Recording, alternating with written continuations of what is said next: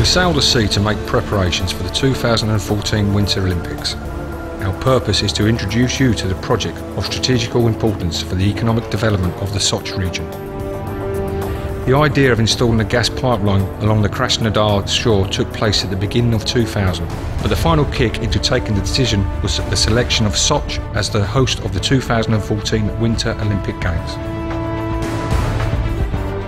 The Zuga, Lazaretskoye and Sochi gas pipeline is part of an intensive development program for all the Russian resorts on the Caucasian Black Sea region and is included in the program approved by the government of the Russian Federation for construction of the Olympic facilities and the development of the mountain resort of Sochi.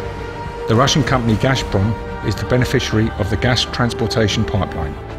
This is a project that consists of 150 kilometers of pipeline, and it goes from a town called Zubga down to Tuapse, and from Tuapse down to Kudepsta, which is close to Sochi, whereby the Olympic Games will be held year 2014. One of the most important things for this gas pipeline is the distribution of the gas, so the infrastructure in the country can be improved and they can prepare for the Olympic Games. With a total length of 177 kilometres, out of which an offshore section of 159.5 kilometres, the DOS gas pipeline is installed on the seabed, along the shoreline at a distance of approximately 4.5 kilometres, having its final point of termination at the gas distribution facility in Budapest, in the vicinity of Sochi. GSP is the only Romanian company to win a project of such a scale in the Russian Federation. The initial value of the contract amounting $269 million. The 530mm gas pipeline will have an annual flow capacity of 3.8 billion cubic metres. The offshore natural gas pipeline project was designed in such a way that it should be distant from the coastline as possible in order to guarantee the substantial mitigation of the environmental impact on the Black Sea coast ecosystem.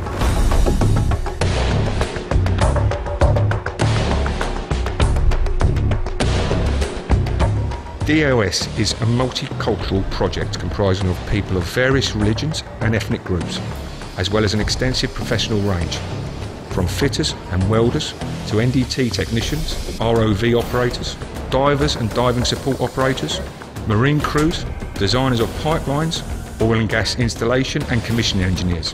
A great variety altogether. A great number of nationalities have come across in this project to bring together their engineering expertise.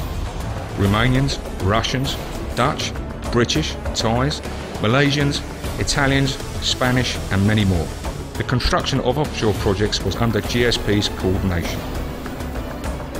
GSP carried out the main offshore works in approximately 100 days between March and July 2010.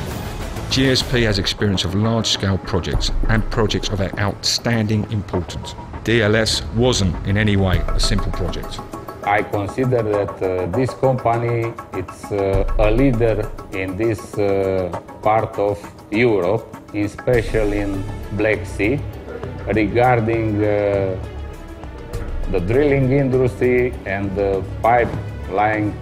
Our job, I mean the Bigfoot One job, is to lay pipe in Sochi. The last 5% of the project works were completed in May 2011. Once the connection of the offshore and onshore sections of the DLS pipelines were completed, GSP Bigfoot One performed the final middle tying, welding together two sections of pipeline near the Kudepesta settlement. Previously, similar works were performed near Tuapse, Zuga and Novomihailovsky.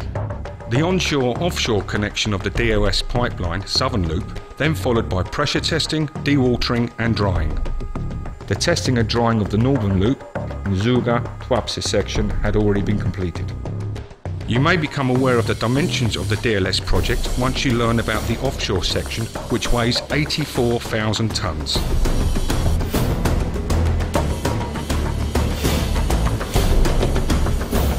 GSP's offshore technological camp was quite something. An extensive international fleet mobilised offshore of the Caucasian shore at about 4.5 kilometres. Two pipeline barges, GSP Bigfoot One, Built in 2010 in GSP Shipyard and Seamast. GSP Prince, the most modern OSCV and DSF ROV in the Black Sea, built in 2009 in Norway. GSP Phoenix, PSV, intended for manpower and materials delivery. GSP Vega and GSP Queen, the anchor handling tugs. A 12-man, 300 metres of saltwater saturation diving system. A fleet of ROVs for pipeline route surveys, as-laid surveys, monitoring of trenching and divers operation and subsea installation works. The gas pipeline fabrication process consists of several stages. The pipe-laying barges ensure the entire pipeline fabrication and technological processes. Beveling, automated welding, non-destructive testing, coating testing, and finally the pipeline launching out of the stinger to the bottom of the sea. The pipes are transferred from the storage area with the help of a special pipe conveyor system, beveled and immediately after that automatically welded. Once examined for flaws or defects at the NDT station, a welded joint is treated in a special way to ensure protection from leaks or mechanical damages. All these operations are performed on the firing line. After that, the pipe is launched onto the seabed using the stinger. The entire process lasts approximately 8.5 minutes. Thus, every 8.5 minutes, the gas pipeline gets 12.2 metres longer. While the vessel moves at exactly the same speed, it is almost impossible to notice the vessel movement. The pipeline grows slowly, with approximately 2 kilometres per day. Taking into consideration the offshore mobilisation works, words like slowly have a new meaning. Technologically speaking, a 2-kilometre pipeline installed daily in normal weather conditions is quite something. The onboard pipe supply for the fire line fabrication process is stored on the main deck, neatly stacked in lines occupying up to dozens of square metres. GSP Prince looks impressive, and we can assure you it is. It is the most modern OSCV, DSV and ROV from the Black Sea. It was built in 2009 in Norway. The vessel can operate in extreme weather conditions.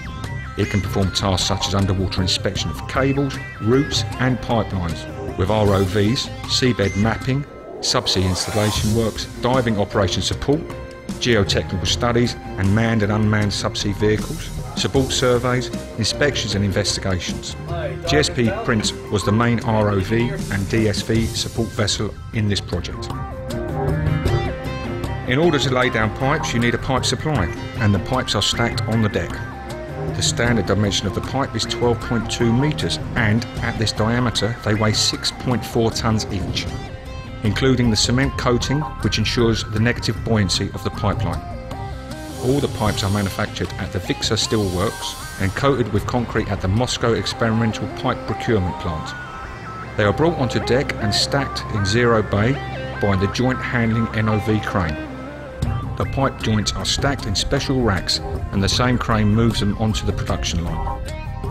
The first operation is a quality inspection. The purpose of this operation is to inspect the entire surface of the 12.2 metre long pipe in order to discover any fabrication flaws or deformities caused by handling. Although the impressive size of the pieces, small irregularities may look unimportant, but due to the harsh environmental conditions at the bottom of the sea, any small problem may evolve in time, generating complications. This is why, at the QC station, the inspection is done thoroughly. Pipelines are aligned and directed to the preparative workstation 1 for the J-type bevelling operation. Here the bevelling is performed with 2 hydraulic cutters simultaneously operating upon both free ends of the pipe. The picture is pretty simple here. The equipment you see is exactly what is needed in order to lay down the pipes. A heavy lift crane, a Liebherr 318-ton lifting capacity, an NOV pipe handling crane, conveyor rollers, an S-lay stinger, and a brand new fully operational firing line and an army of perfectly trained operatives. This is the first pipe segment, and 6 working stations away it will be placed on the seabed. In this particular case, for reasons that will become clear later, the pipe section has a launching head at the start. This is designed to sustain the traction tension of the entire pipeline, ensuring its tightness in submersion, but we'll get back to this. The pipe sections are rolled on the firing line or the fabrication line. The most important operation, welding. We have here 3 welding stations, 3 complete welding stations. In the first one is the one is the most difficult because we need to adjust the pipe, make the line up, put together, and then we weld 2 passes, the root pass and hot pass. When we finish, we press the green light, and if all the stations is in green color, the pipe moves to the next station.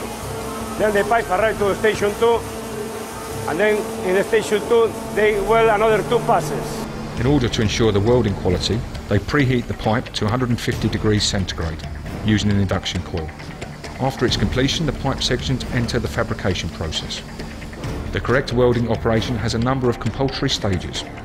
The pipe sections are aligned with support of the pneumatic device, which ensures all of the dimensions and alignment requests are observed, according to procedures. A complete joint includes 5 welding rings or passes, as follows. The first one is called the root, and then comes the hot pass. Afterwards, fill 1 and fill 2, and the last, the cap. Referring strictly to the pool when operations performed at coup de pesta, the above mentioned stages were performed in the following sequence. Welding station 1, root and hot pass. Welding station 2, fill 1 and 2. And still going exactly as the welding chief said to station 3, where they applied the last welding ring, the 5th. No matter how thoroughly the job is done at the welding stations, there is always a risk taken into account. This is why the pipe goes to workstation 4, where a non-destructive ultrasonic testing is performed. The QC team inspect the welding for gas bubbles, lack of penetration, lack of fusion, porosity or cracks, for example. We start with check all the pipes inside the fire line, and we check the dimensional, check pipe numbers and bevel on both sides. After this, we supervise all the activity on 3 stations, welding stations, along the fire line, and when we finish all these activities, we supervise the coating activities on the stern of the barge vessel. Nothing escapes the automatic ultrasonic testing equipment, and the data is analysed and saved. In this case, as hoped for, there is not even a minor quality issue with the welding being checked. And speaking of the QC, there's not a single point in the entire process where they are not present and involved. Welcome to the 5th station. Here they perform the cleaning operation.